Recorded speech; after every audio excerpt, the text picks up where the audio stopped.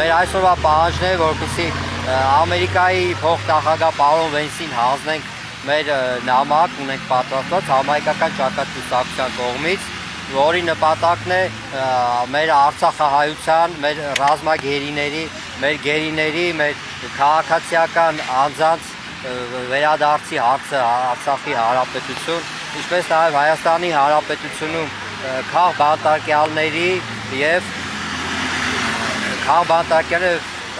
հայ առաքելական եկեղեցու դեմ բռնաճնշումները, որը իրականացում է այսօրվա իշխանության կողմից։ Պարոն Սիմոնյան, օրեր առաջ Ադրբեջանում ցմահազատազրկման դատապարտեցին Արցախի ռազմաքաղաքական ղեկավարությունը, այս պայմաններում ինչպես է տեսնում նրանց վերադարձի հավանականությունը։ Նրանց վերադարձը կլինի հուսով եմ այն ժամանակ, երբ որ այսօրվա իշխանությունները չլինեն պետության գլուխ։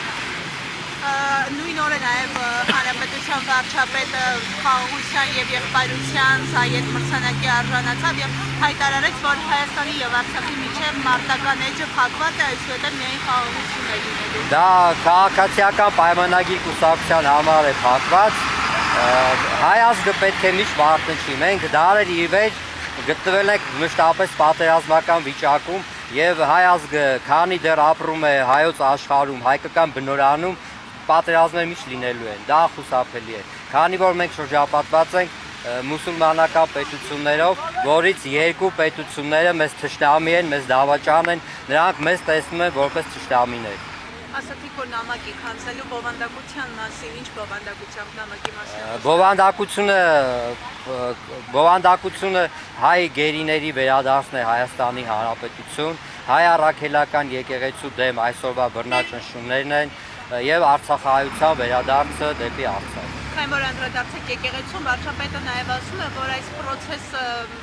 ոչ թե հայ առաքելական եկեղեցու դեմ է, այլ կոնկրետ անձի, ասում է, որ նա եկեղեցու դեմ ոչինչ չունի, խնդիրը կաթողիկոսն է։ Մենք չենք կիսում վարչապետի կարծիքը,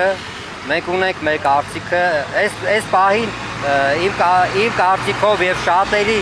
համոզման կարծիքով միակ կառույցը, ինստիտուտը դա հայ առաքելական եկեղեցին է, որը պահպանում է հայապահպանությունը։ Ինչ է կարծում այդ ձեր թվակած խնդիրների վերաբերյալ Նիկոլ Փաշինյանը օրինակ JD-ի հետ հանդիպման ընթացքում այդ հարցերը քննարկի կփորձի։ Կարծում եմ ոչ։ Ինչու՞։ Որտեվ դա ձեռնատու չի։ Հայաստանից հետո նա նաև Ադրբեջան է մեկնելու, այնտեղ քննարկի այս հարցերը։ Դա կապված է օրվա իշխանության եւ մնացած մեր հասարակական կազմակերպությունների, ընդդիմադիր մնացած ուժերի, նաեւ այսօր Արցախահայությունը հավաք է կազմակերպում ԱԳՆ նախարարության մոտ, կարծում եթե լավ ճնշում լինի, միանշանակ քննարկվելու է։